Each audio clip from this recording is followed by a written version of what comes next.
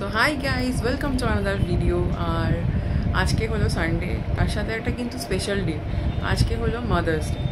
তো mother's day বলে special কিছু হয় সেটা অনেকেই হয়তো মানো না, বাট মায়েদের দিন প্রত্যেক দিনই হতে পারে, যেরকম ভ্যালেন্টাইন্স ডে প্রত্যেক দিনই হতে পারে। বাট হ্যাঁ, যেহেতু কি একটা ভ্যালেন্টাইন্স ডে বলে একটা দিন হয়েছে, তাই জন্য আমরা ওটাকে স্পেশাল করে আবার সেলিব্রেট করি। সেরকমই মাদার্স ডেটাকে যেহেতু কি দিনক্ষণ একটা ঠিক করা হয়েছে, তাই মাদার্স ডেটাকে একটু স্পেশালভাবে সেলিব্রেট করার জন্য যদি এই দিনটা স্পেসিফাই করা হয়েই থাকে, তাহলে ভাবলাম চলো একটু ট্রাই করা যাক। কখনো এর আগে কখনো সময় সুযোগ হয়ে ওঠেনি, বাট আজকে একটু জাস্ট প্ল্যান করেছি। তো চলো দেখা যাক কী কী করছি, কোথায় যাচ্ছি। বাড়ি থেকে বেরিয়ে আগে গেলাম মাকে নিতে। মাকে নেওয়ার পরে আমরা পৌঁছে গেলাম কলকাতার দেশপ্রিয় পার্কের কাছে অবস্থিত প্রিয়া সিনেমায়। তোমরা হয়তো অনেকেই প্রিয়া সিনেমার সাথে পরিচিত, যারা কলকাতাবাসী তাদের জন্য আর আলাদা করে প্রিয়া সিনেমার ডিটেলস কিছু বলার নেই। যাই হোক, দেখতে পাচ্ছ কতটা লাইন। আমরা যদিও লাইনে প্রথম থেকে দাঁড়াইনি, পরের দিকেই দাঁড়িয়েছিলাম।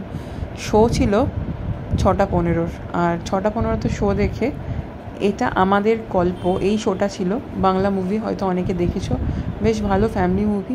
যাই হোক, তারপরে আমরা বেরিয়ে গেলাম ওখান থেকে সাংহাই ফ্লেভার্স অফ চায়নাতে ডিনার করতে। আমরা কিন্তু এখানে আগে থেকেই বুক করে রেখেছিলাম অনলাইনে। ভাগ্যিস বুক করে রেখেছিলাম, না হলে তো সেদিন অবস্থায় খারাপ হয়ে যেত। এক তো ছিল সানডে, তার উপর মাদার্স ডে, প্রচুর ক্রাউড ছিল, তারপরে জোম্যাটোর লম্বা লাইন, অনেক লোক তো দেখলাম 1 ঘন্টা ধরে দাঁড়িয়ে তারপর ফিরে গেছে। ফাইনালি আমরা জায়গা পেলাম, ভেতরে ঢুকলাম।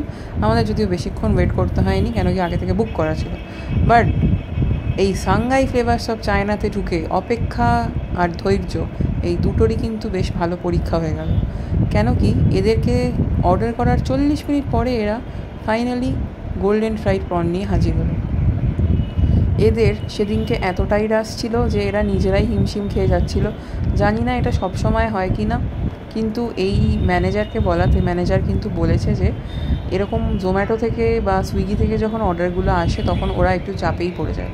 আমরা গোল্ডেন ফ্রাইড প্রন তো নিয়েছিলাম, তার সাথে নিয়েছিলাম হোল ভেটকি, অর্থাৎ হোল ভেটকি মাছটাকে কিন্তু ওরা একটু ক্রিস্পি টাইপের উইথ অয়েস্টার সস বানিয়েছিল।